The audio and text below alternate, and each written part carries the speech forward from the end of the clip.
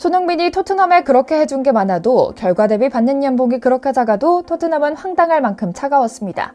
토트넘이 손흥민의 대체 공격수를 물색하기 시작했다는 현지 보도가 나오기 시작한 겁니다. 이걸 어떻게 받아들여야 할지 조금 고민해봤습니다.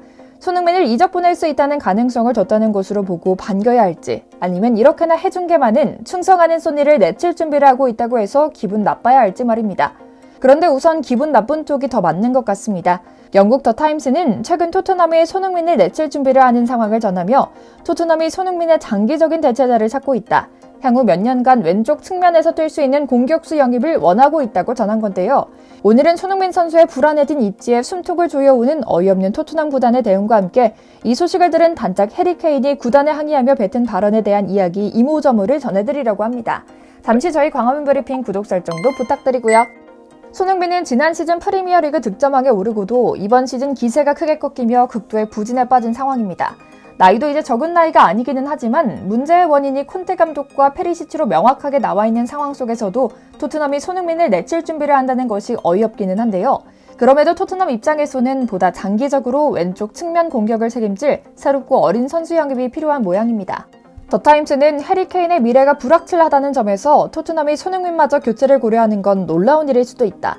하지만 손흥민의 이번 시즌 득점은 선발로 출전해 넣은 것보다 교체로 출전한 2경기에서 넣은 골이 더 많다. 이는 늘 선발하며 같은 컨디션으로 꾸준히 골을 넣는 공격수를 필요로 하는 구단 입장에서 큰 결격 사유다라고 지적하기도 하는데요. 실제로 어느 정도 맞는 말입니다. 물론 결과만 놓고 보면요. 손흥민은 이번 시즌 리그에서 총 5골을 넣었는데요. 이 가운데 선발로 출전해 넣은 건 단 1골에 불과합니다. 나머지 4골은 교체로 출전한 2경기로 레스터시티전 해트트릭과 최근 웨스트햄전 1골에서 나왔거든요. 최근 3시즌간 11골, 17골, 23골 등 가파른 상승 곡선을 그리던 득점력이 이번 시즌 급격하게 꺾이며 많은 팬들의 걱정을 한몸에 받고 있는 손흥민.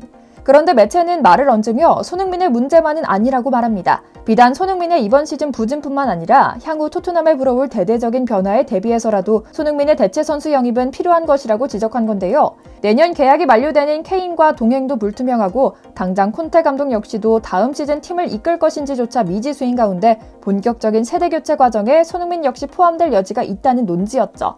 더 타임즈는 결국 토트넘에서 누가 남고 또 누가 떠날 것인지는 이번 시즌을 마친 뒤 누가 지휘봉을 잡느냐가 핵심적인 요소가 될 수 있다.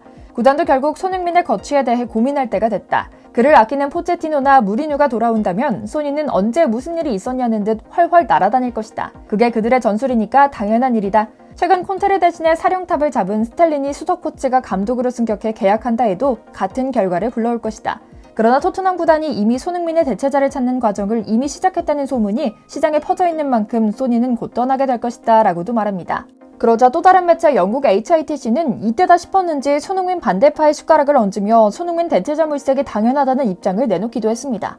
기자는 손흥민은 현재 상대편 수비수들을 이기는 능력이 존재하지 않는 것처럼 보인다. 다음 여름까지 자신의 능력을 다시 증명해야만 하는 상황이다. 하지만 그가 다시 이전처럼 골을 많이 기록할 거란 확신이 없는 상황에서 시간만 낭비하고 있다.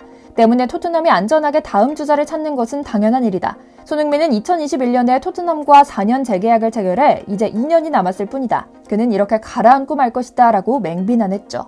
반면 다른 언론은 손흥민 지지파의 손을 들어주며 바보야, 문제는 소니가 아니야. 문제는 콘테랑 그의 수하들이야 라고 말합니다. 해당 언론의 기자는 손흥민의 부진은 페리시치와 데얀 클루셉스키 때문으로 보인다는 분석을 내놓습니다. 조금 낯섭니다. 보통 소니의 부진을 이야기할 때 언급되는 인물은 페리시치거든요. 반면 클루셉스키와 손흥민은 꽤나 괜찮은 합을 보이고 있죠. 그런데 기사를 읽다 보니 어느 정도 고개가 끄덕여집니다. 달라진 이번 시즌 콘테 사단의 전략 아래 손흥민이 이번 시즌 클루셉스키와 맞지 않는다는 말이었거든요. 기자는 안토니오 콘테 감독은 올 시즌 왼쪽 날개인 손흥민보다 오른쪽 날개인 클루셉스키를 활용하는 전술을 쓰고 있다. 검증된 보증수표인 소니 활용을 갑자기 멈추고 클루셉스키를 쓰는 게 쉽사리 이해가진 않지만 이런 상황 속에서 손흥민이 공을 잡을 기회 자체가 줄어들 수밖에 없다라고 말했죠. 실제 경기 기록을 보면 보다 명확합니다. 손흥민과 클루셉스키가 함께 선발로 나선 경기에서 손흥민보다는 클루셉스키가 공을 잡는 횟수가 월등히 많았거든요. 그리고 당연히 절대 빼놓을 수 없는 인물 페리시치의 출전 역시 손흥민의 플레이를 위축시키고 있습니다. 아니 위축이 아니라 죽이고 있습니다. 이를 가리켜 콘테 감독의 의도적인 손흥민 죽이기라는 것은 이미 널리 알려진 사실이죠. 왼쪽 백인 페리시치는 경기 때마다 마치 자신이 왼쪽 날개가 된 것처럼 치고 올라가면서 손흥민의 공간을 침범하고 있습니다. 상황이 이렇다 보니 손흥민이 공을 잡는 기회가 지난 시즌보다 현저하게 줄었고요. 따라서 콘테 감독이 앞으로도 계속 이런 식의 전술을 고집한다면 손흥민은 계속 부진할 수밖에 없습니다. 다만 방법이 두 개 있습니다. 지금처럼 스탈리니 수석 코치가 콘테 감독을 대신해 팀을 지휘한다면 보다 분석적으로 당연히 잘 먹히는 카드인 손흥민을 제대로 써먹을 겁니다. 지난 몇 차례의 경기 결과로 검증된 전술이고요. 또한 상대 수비수들이 지친 후반전에서 교체로 들어가 득점을 하고 있는 모습을 보면 손흥민을 슈퍼 서브로 기용하는 방법도 고려할 만합니다. 야구로 치면 박찬호 선수가 선발 투수 자리에서 불펜으로 내려가 최고의 마무리 투수로 한타를 전직에 성공한 사례를 들 수 있는데요. 이는 마냥 불명예는 아닙니다. 손흥민의 폭발적인 치고 달리기와 슈팅 능력이라는 장점이 극대화될 수 있기 때문입니다. 물론 콘테 감독이 오면 상황은 달라질 수 있습니다.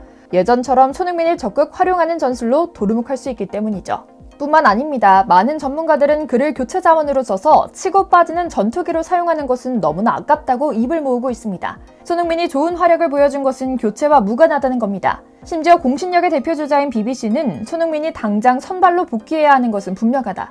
최근 경기를 보고 토트넘이 분명하고 빠르게 결정할 필요가 있다라고 말하기도 했죠. 그런데 얼마 전 해리 케인은 이런 전문가들의 의견에 동조하며 구단의 손흥민 밀어내기에 반발했다는 소식이 전해지며 화제를 모으기도 했습니다. 더서는 케인은 손흥민이 계속 그의 곁에 남아있길 바란다는 말과 함께 그가 구단을 전했다는 발언을 전하기도 했습니다. 소니는 교체 자원으로 내려간 상황 속에서도 팀을 돕기 위해 전력을 다하는 모습을 보이는 태도를 갖췄다. 이 정도로 팀에 헌신하며 재계약도 무리 없이 지나가는 선수가 또 어디 있는가?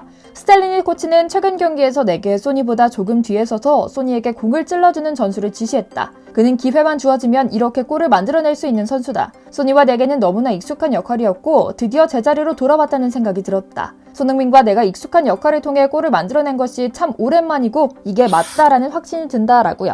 그렇습니다. 많은 이들은 당장 눈앞에 보이는 선수를 비난하곤 합니다. 그게 제일 쉬운 일이기 때문이죠. 하지만 소니는 그저 그렇게 비난받을 선수가 아닙니다. 그리고 감독이라는 사람은 자신이 지휘하는 선수 뒤에 숨어 비난 사례를 받도록 만들 뿐입니다. 이게 정당한 일일까요? 소니의 경쟁 상대이자 가장 친한 동료인 케인 역시 이런 점에 집중했던 겁니다. 실제로 구단이 손흥민을 밀어낼 생각을 할 때가 아니다. 손흥민의 골을 되찾아오는 것이 구단이 가장 먼저 집중해야만 하는 임무다. 손흥민을 최전방으로 보내야만 한다. 손흥민은 그 존재만으로도 상대팀을 주눅들게 한다. 소니와 나를 계속 선발 출전시켜 최근 경기에서의 전략을 변주에 사용한다면 보다 빠르고 전투적인 경기를 이끌어낼 수 있을 것이다. 다시 한번 말한다. 소니는 수비수가 아니다. 교체 선수도 아니다. 우리가 같이 뛰게 해달라라고 말했다는 케인. 괜히 그가 고마워지고 가슴이 뭉클해지는데요. 하루빨리 손흥민 선수가 기세를 잡고 몸 건강, 마음 건강 잘 챙기며 행복 축구할 수 있길 바랄 뿐입니다. 오늘 준비한 영상 여기까지고요. 저희 광화문 브리핑 구독, 좋아요도 부탁드려요. 오늘도 시청해주셔서 감사합니다.